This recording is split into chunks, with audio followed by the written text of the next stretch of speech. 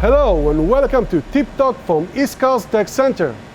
Today Tip Talk is about milling hardened steel, also known as hard milling.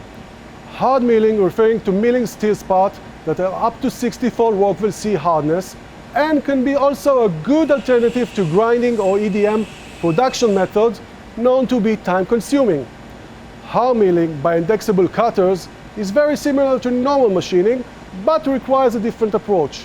The insert geometry needs to have a ground-reinforced cutting edge and a round contour.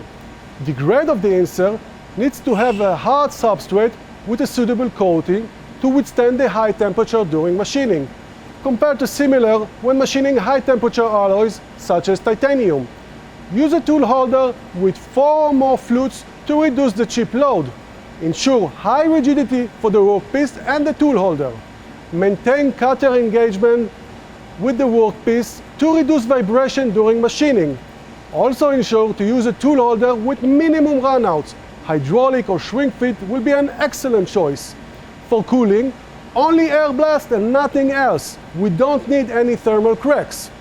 Regarding the cutting condition, use a light width of cut between 25 to 40% of the tool diameter. Use a light depth of cut between 0.15 to 0.4 millimeter.